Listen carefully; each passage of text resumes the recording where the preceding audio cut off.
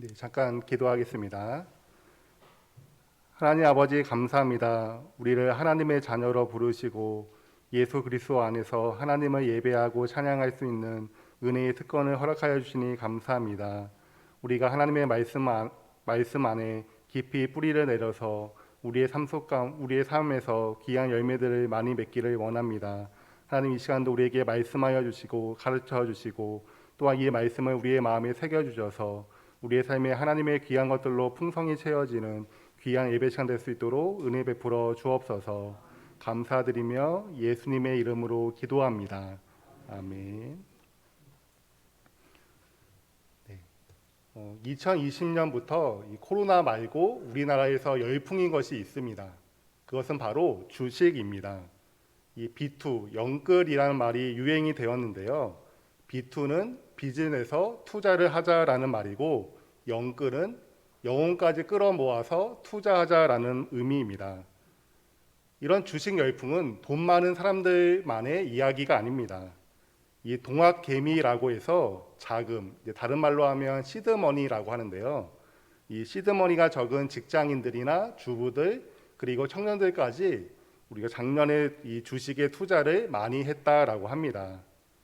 이런 주식 열풍으로 인해 코스피는 최고치를 경신했고 주식 관련 방송이라든지 유튜브가 많이 늘어나고 있습니다.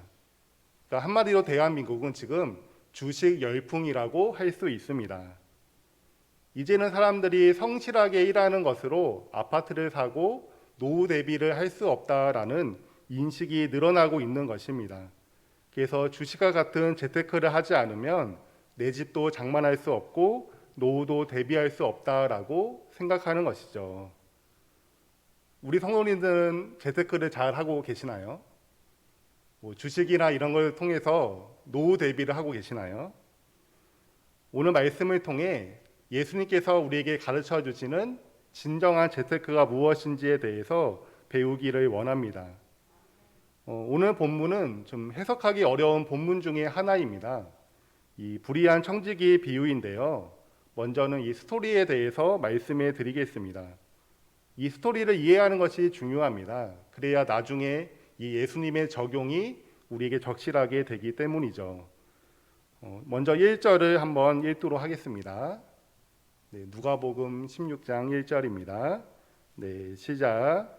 또한 제자들에게 이르시되 어떤 부자에게 청지기가 있는데 그가 주인의 소유를 낭비한다는 말이 그 주인에게 들린지라. 아멘. 네, 예수님께서 제자들에게 하시는 말씀이죠. 어떤 부자에게 청지기가 있었다라고 하십니다. 이 청지기는 주인의 재산을 관리하는 사람이었습니다. 뿐만 아니라 주인을 대리해서 행정 처리도 했습니다. 그리고 종들은 당시의 재산이었죠. 이 종들을 관리 감독하는 일까지 했습니다. 이 청지기는 종들 중에 한 명이 될 수도 있었고 아니면 고용된 사람이 할 수도 있었습니다. 근데 공통점은 이 청지기들은 다 능력이 출중한 사람들이었다는 것입니다. 우리가 돈을 아무에게나 맡기지 않죠. 정말 능력이 좋고 신뢰할 수 있는 사람에게 돈을 맡깁니다. 마찬가지로 이 청지기의 주 업무가 이제 돈을 다루는 업무이기 때문에 능력이 좋고 신뢰할 수 있는 사람에게 그 돈을 맡겼던 것이죠. 근데 예수님의 비유에서 나오는 그 주인은 부자입니다. 그러니까 재산도 많고 종들도 많았겠죠. 그리고 따라서 처리해야 하는 이 행정적인 일까지 많았을 것입니다.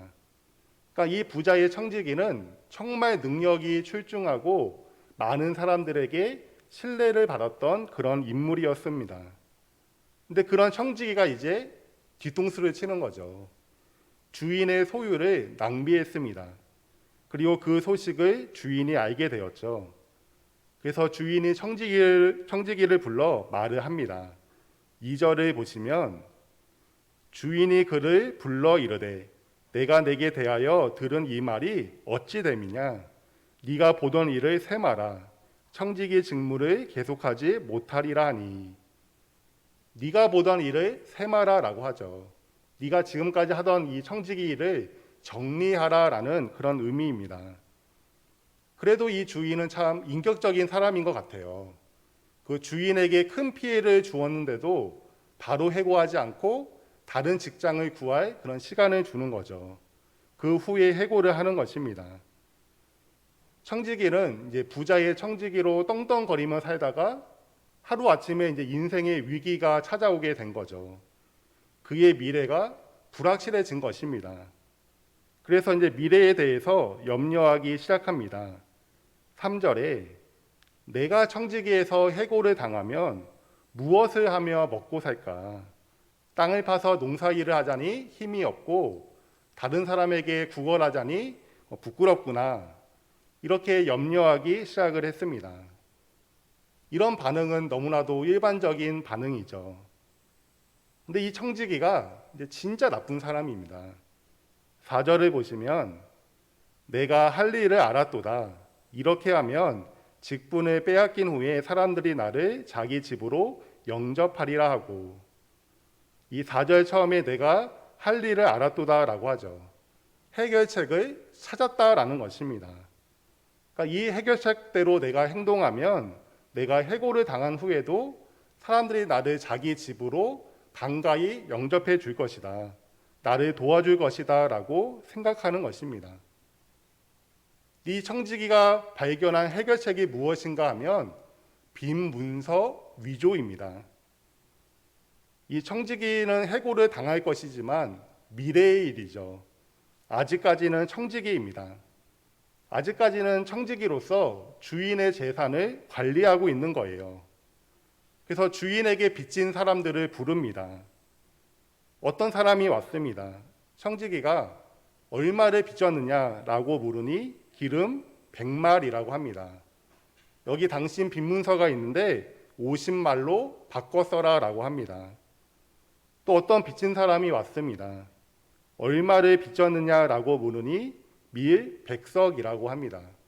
여기 당신 빚문서가 있는데 80석으로 바꿔 써라라고 합니다.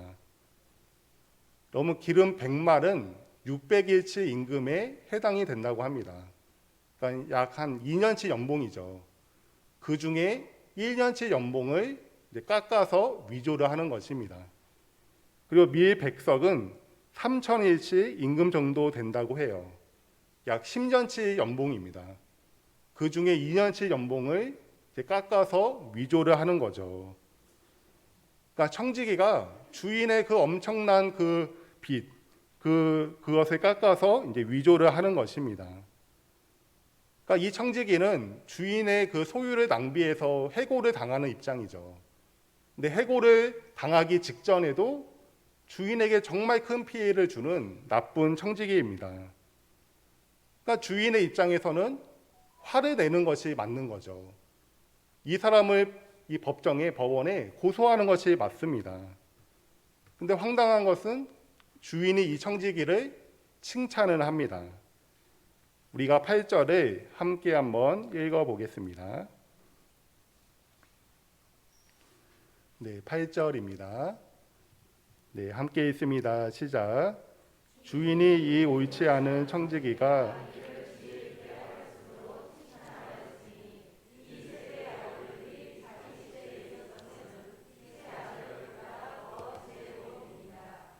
아멘. 네, 우리가 좀 해석하기 어려운 지점이 이 지점입니다. 이 불의한 청지기는 사기를 쳤죠. 그러면 벌을 받는 것이 일반적인 상식인데 주인은 오히려 칭찬을 합니다. 주인은 이 불의한 청지기가 뭐 거짓말을 잘해서 또는 사기를 잘 쳐서 칭찬을 하는 것이 아닙니다. 이 8절 처음에 이 불의한 청지기가 이를 지혜롭게 함으로 칭찬을 했다라고 합니다. 그럼 이 청지기가 한 일이 무엇이죠? 빈문서 위조죠. 그럼 왜 빈문서 위조를 합니까? 그 동기가 무엇입니까? 자신의 미래를 준비하기 위해, 대비하기 위해서입니다. 그러니까 주인은 이 지점을 칭찬하는 것입니다. 자기가 가지고 있는 이 청지기라는 위치, 권리를 사용해서 자신의 미래를 대비했다는 것입니다. 좀 더 넓게 보면 빈문서는 결국 돈이죠, 돈. 그러니까 돈을 사용해서 자신의 미래를 대비했다는 것입니다. 그러니까 빚진 사람의 입장에서는 물론 빚 문서가 사기이긴 하지만 자신에게 있어서는 너무나도 좋은 소식이죠. 그동안 이 청지기가 자신에게 했던 잘못한 모든 행동들이 다 용서가 되는 그런 도움, 그런 은혜를 받은 것입니다. 그러니까 나중에 청지기가 해고를 당하면 그 사람이 베푼 도움을 생각해서 그 청지기를 도와줄 것입니다. 그러니까 청지기는 돈을 사용해서 미래를 대비했는데 그 미래 대비가 무엇이냐면 바로 친구를 만드는 것이었습니다. 그러니까 이것이 이 비유의 핵심 메시지입니다. 돈을 사용해서 미래를 대비하라. 근데 그 미래 대비가 무엇이냐면 친구를 사귀라라는 것입니다. 이 메시지를 가지고 이제부터 예수님께서 적용을 하십니다.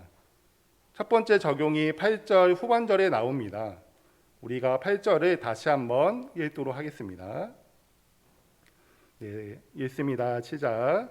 주인이 이 옳지 않은 청지기가 이를 지혜 있게 하였으므로 칭찬하였으니 이 세대의 아들들이 자기 시대에 있어서는 빛의 아들들보다 더 지혜로움이니라.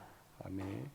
네, 8절 후반절에 이 세대의 아들들이 자기 시대에 있어서는 빛의 아들들보다 더 지혜롭다라고 하시죠. 여기서 이 세대의 아들들은 믿지 않는 사람들을 말합니다. 그리고 자기 시대는 지금 우리가 살고 있는 이 세상을 의미하죠. 그리고 빛의 아들들은 예수님을 믿는 우리들을 말합니다. 그러니까 믿지 않는 사람들이 이 세상을 살아갈 때 믿는 우리들보다 더 지혜롭다라고 하십니다. 그러니까 미래를 대비하기 위해, 노후를 준비하기 위해 지혜롭게 돈들을 사용한다는 거죠. 요즘 그 파이어족이라고 있습니다. 이 경제적 자립과 조기 은퇴를 이제 영어로 해서 만든 이 단어인데요. 이제 젊은 나이 때 지출을 최대한으로 줄이는 것입니다. 그리고 이런 주식이나 재테크를 통해서 수입은 최대한으로 높이는 거죠. 그래서 늙어서 죽을 때까지 자립해서 살 수 있는 돈을 젊은 나이 때 모으는 것입니다. 그래서 정년이 되기 전에 조기 은퇴를 꿈꾸는 사람들이 늘어나고 있고 그 사람들을 파이어족이라고 합니다. 그래서 나는 40대 이전에, 나는 50대 이전에 경제적 자립을 하고 조기 은퇴를 꿈꾸겠다, 조기 은퇴를 하겠다, 이렇게 꿈꾸는 사람들이 늘어나고 있습니다. 여러분, 젊은 나이 때 죽을 때까지 먹고 살 수 있는 돈을 다 모으는 거예요. 그래서 조기 은퇴를 하는 것입니다. 그러면 얼마나 근검절약해야 할까요? 얼마나 이 재테크를 잘해야 할까요? 물론 우리 기독교인들도 근검절약해야죠. 또 재테크를 할 수도 있습니다. 근데 우리의 인생의 목적은 뭐 경제적 자립이나 조기 은퇴가 아니죠. 근데 이 세상의 사람들은 이런 목적을 위해 살아가는 것입니다.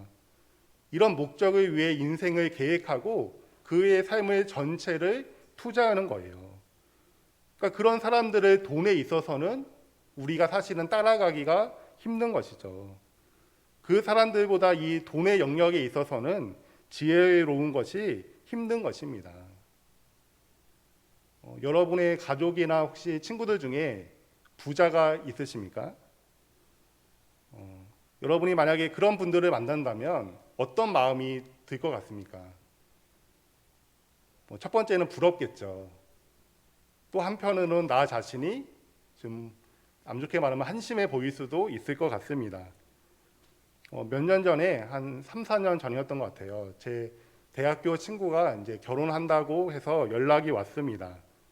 근데 저는 이제 일반 대학교를 나왔고 이제 마케팅을 전공을 했습니다. 근데 같은 과 친구였고 같이 신앙생활을 했던 친구였는데 이제 결혼을 한다라고 이렇게 연락이 왔더라고요. 근데 그때 당시 저는 이제 전도사였죠. 근데 그 친구가 이제 식사를 하는데 그 친구가 이제 사진기를 꺼내서 이렇게 사진을 찍더라고요. 그러면서 이제 사진기 이야기가 나왔는데 그 친구가 가진 그 사진기가 렌즈 값만 2천만 원이 했습니다. 근데 그런 렌즈가 집에 2개 더 있는 거예요. 그러니까 다 합치면 6천만 원이죠. 저는 그때 5천만 원짜리 전셋집에 살고 있는데 그 친구는 카메라만 6천만 원이었습니다. 또 식사를 끝내고 이제 지하철역까지 저를 데려다 준다고 하더라고요. 그래서 친구 차를 얻어 타서 이제 역까지 가는데 그 친구 차가 벤츠였습니다. 저는 차도 없어서 대중교통 타고 왔다 갔다 하는데 그 친구 차는 벤츠였죠. 제가 지하철을 타고 집에 가면서 무슨 생각을 했을까요? 아, 하나님이 이 친구를 잘 되게 해주셔서 너무 은혜고 감사하다. 그런 마음이 제 안에 들었을까요? 그러니까 솔직히 나는 뭐 했나 이런 마음이 들더라고요. 같이 공부하고 같이 놀고 같이 신앙생활했던 친구는 주식도 하고 그래서 떵떵거리고 잘 사는데 나는 뭐 했나. 나도 사역자가 되지 않고 그 친구처럼 그쪽 일을 쭉 했다면 부자가 되지 않았을까. 그런 마음이 솔직히 잠깐 들었습니다. 사랑하는 성도 여러분, 혹 우리의 마음에도 이런 마음들이 있지는 않습니까? 나는 가난해. 나는 부족해. 우리 가정은 가진 것이 없어. 이런 마음이 있지는 않습니까? 떵떵거리면서 살아가는 사람들, 그렇게 사는 가족들을 보면서 그들이 부럽기도 하고 나 자신이나 내 배우자는 한심해 보이지는 않습니까? 다른 집 자녀들은 잘 나서 부모에게 이것도 해주고 저것도 해주는데 내 자녀들은 아직도 이 부모나 의지하고 있고 그래서 그 자녀들이 한심해 보이지는 않습니까? 사랑하는 성도 여러분, 예수님의 두 번째 적용에 여러분의 마음을 두시기를 바랍니다.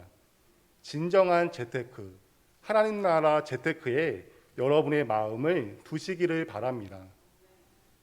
예수님의 두 번째 적용이 9절에 나옵니다. 9절을 우리가 함께 한번 읽어보겠습니다.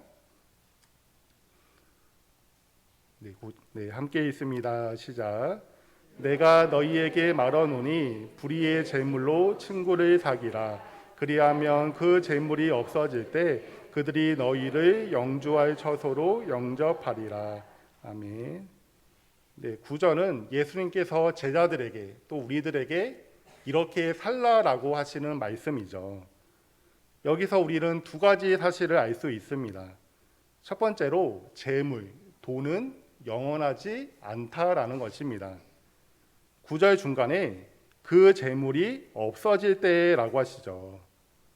그러니까 돈의 유효 기간이 있는데 그 유효 기간이 짧다라는 거죠. 돈을 가지고 미래를 대비하고 노후를 준비하는 것은 매우 짧은 단기 대책에 불과하다는 것입니다. 이 세상에서만 유효한 그런 대책이기 때문이죠. 알렉산더 대왕이라고 20살에 이제 유럽의 마게도니아의 왕이 된 사람이 있습니다. 그는 이제 13년 동안 왕을 했는데요. 이 왕이 이제 유럽을 제패하고 대제국을 세운 그런 왕이었습니다. 그러니까 얼마나 많은 부가 그에게 있겠습니까? 근데 이 사람이 이제 젊은 나이에 병에 걸려서 죽게 되었는데요. 그러면서 한 가지 유언을 남겼다고 합니다.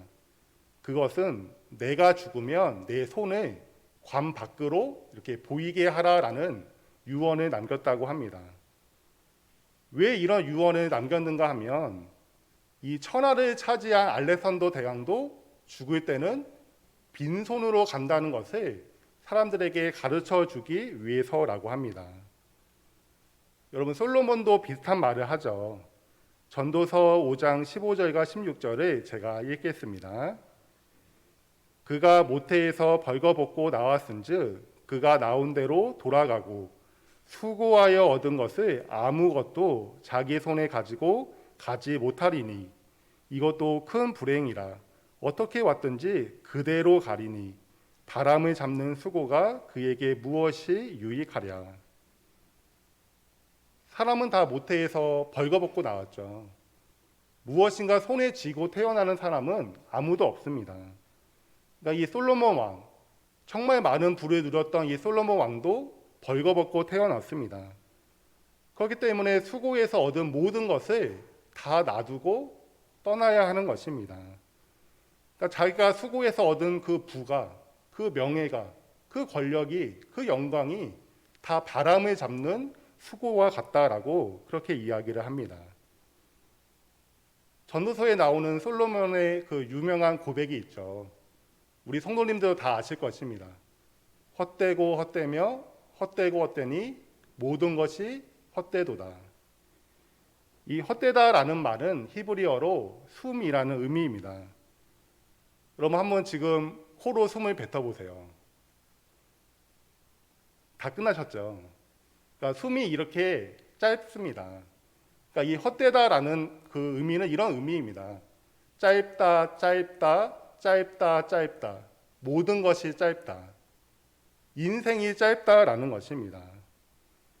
이 땅에서 우리가 쌓은 돈이 우리를 천년 만년 지켜주고 행복하게 할 것 같지만 길어야 겨우 100년이라는 것입니다.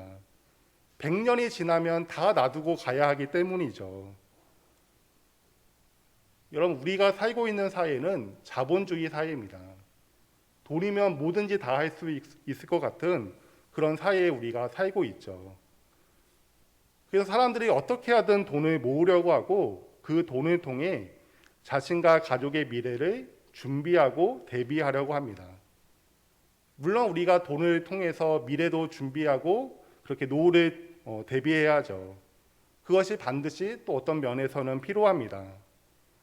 근데 우리가 알아야 하는 한 가지 사실은 그 돈이 우리를 영원히 책임져 주지 않는다라는 것입니다.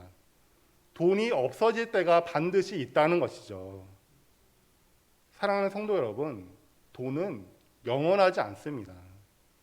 돈의 유효 기간은 매우 짧습니다. 그러기에 돈이 우리의 목적이 되어서는 안 되죠. 돈이 나와 가족들을 영원히 또 모든 것에서 책임져 준다라는 이 세상의 거짓말에 여러분 속으시면 안 됩니다. 돈에 여러분의 인생을 걸지 마시기를 바랍니다. 돈이 나를 영원히 책임져 준다라는 그런 거짓말에 속지 마시기를 바랍니다. 구절을 통해 알 수 있는 첫 번째 사실은 돈은 영원하지 않다라는 것입니다. 두 번째는 우리에게 영원히 거주할 처소가 있다는 것입니다. 우리가 구절을 다시 한번 읽도록 하겠습니다. 네, 9절입니다. 네, 시작. 내가 너희에게 말하노니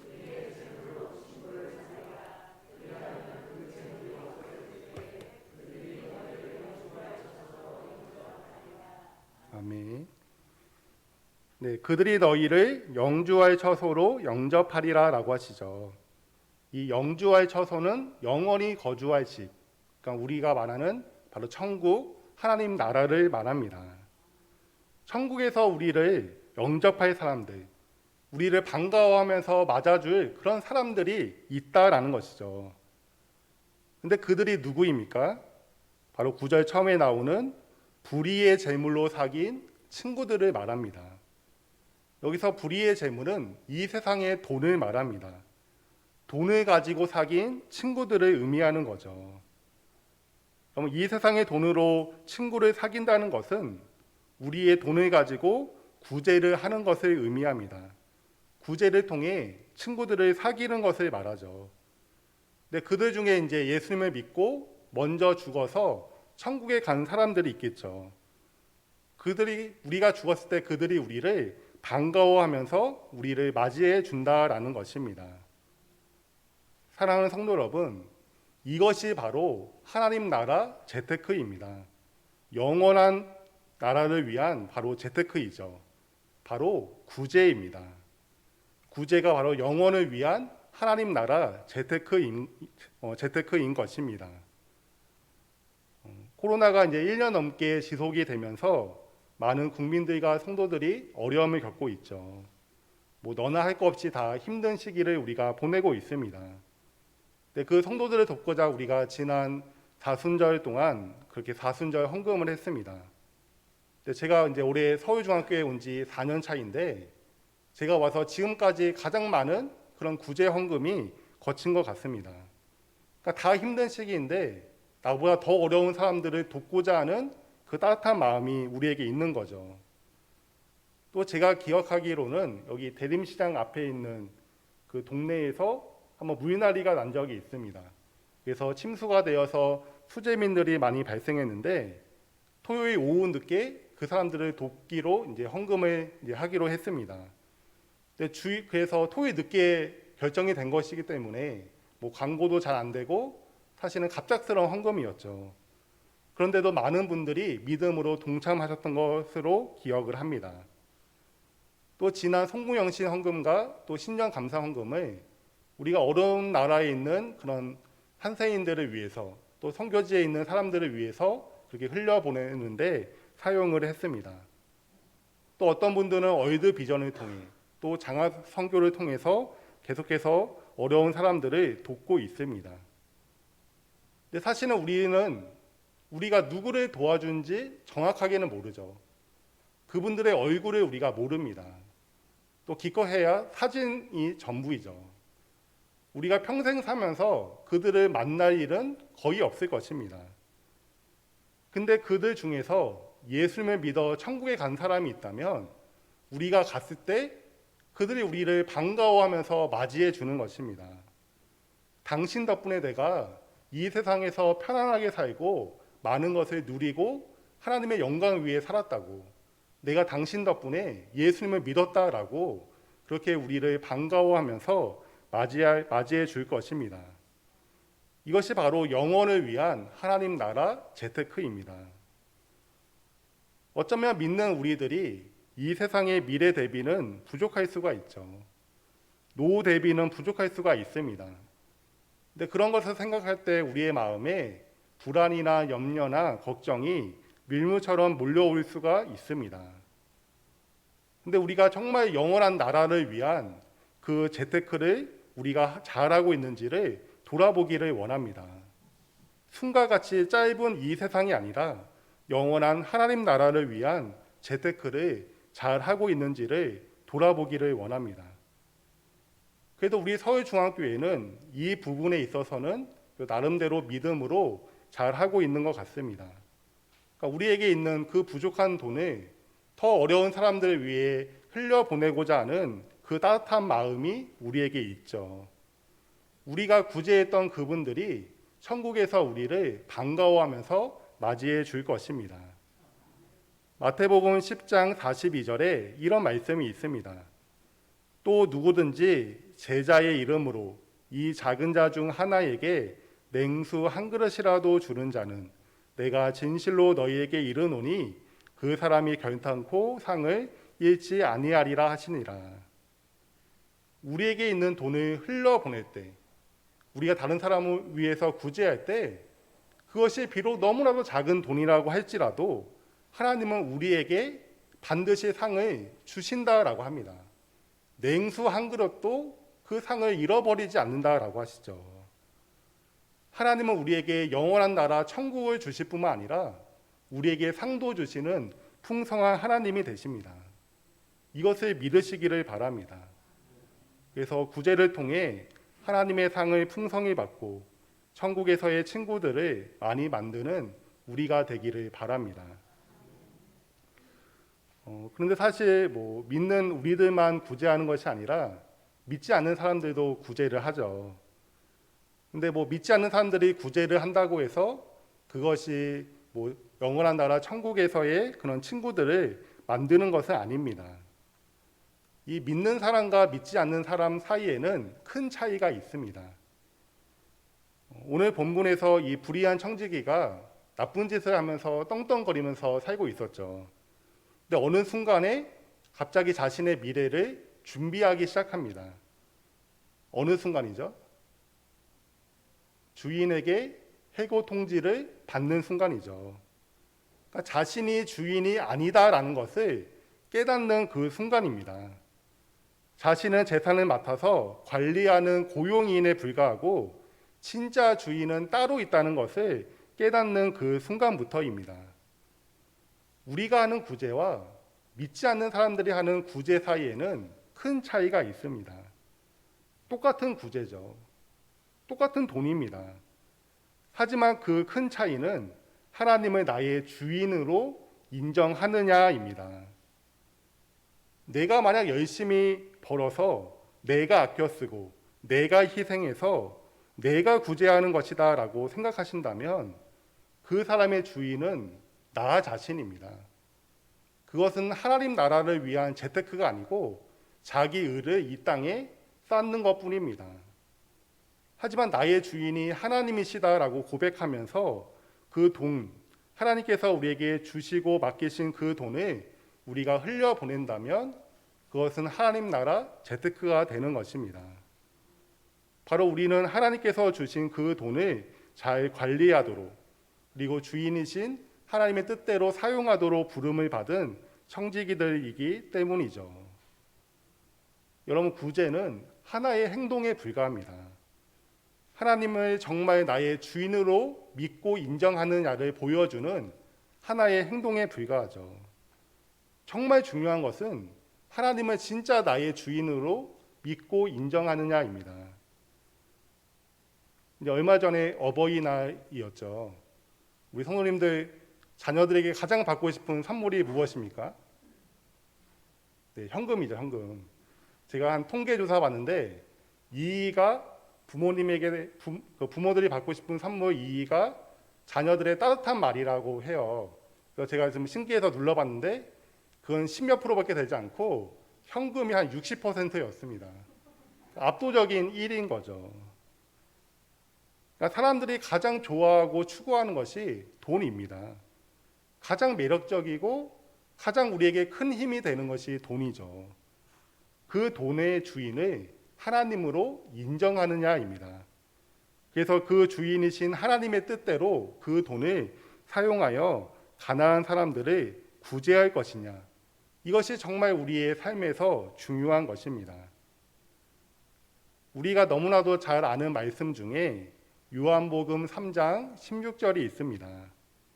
하나님이 세상을 이처럼 사랑하사 독생자를 주셨으니 이는 그를 믿는 자마다 멸망하지 않고 영생을 얻게 하려 하심이라. 하나님이 우리를 사랑하셨다라고 하죠. 그러면 그 사랑의 증거가 무엇입니까? 그것은 주시는 것이죠. 그 사랑하는 아들까지도 아낌없이 주시는 것입니다. 여러분, 하나님은 주시는 분이십니다. 아들까지도 자신의 전부를 주시는 분이시죠. 그래서 우리를 구원하시고 우리를 천국으로 인도하시는 분이십니다. 또 요한복음 15장 13절에서 이렇게 말씀하십니다. 사람이 친구를 위하여 자기 목숨을 버리면 이보다 더 큰 사랑이 없나니. 예수님은 자신의 목숨을 우리에게 주심으로, 버리심으로 우리의 친구가 되셨습니다. 죄인이 아니시지만 우리를 대신해서 죄인의 위치에 서셨죠. 그래서 우리를 대신해서 하나님의 모든 진노와 저주, 심판을 받으셨습니다.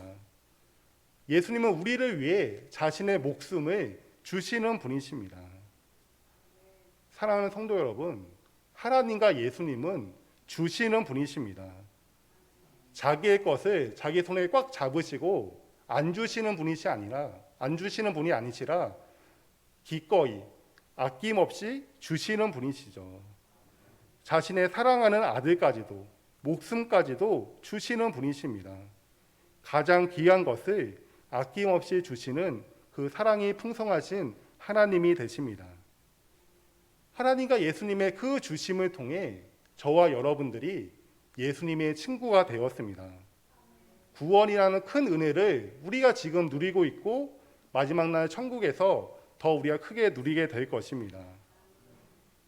우리가 살다 보면 우리의 목숨을 다른 사람을 위해서 희생하는 일은 많이 일어나지 않습니다. 하지만 우리의 귀한 것들을 희생하는 일들, 가장 귀한 것들을 주어야 하는 일들은 많이 일어나죠. 오늘 본문에서는 그 귀한 것을 돈이라고 말하고 있습니다. 하지만 돈 외에도 다른 모든 것이 다 될 수가 있습니다. 하나님을 주인으로 인정하며 그 귀한 것을 다른 사람을 위해 흘려보낼 때 우리는 하나님 나라 재테크를 하는 것입니다. 하나님의 나라에서 우리와 영원히 교제할 그 친구들을 이 땅에서 사귀는 것이죠.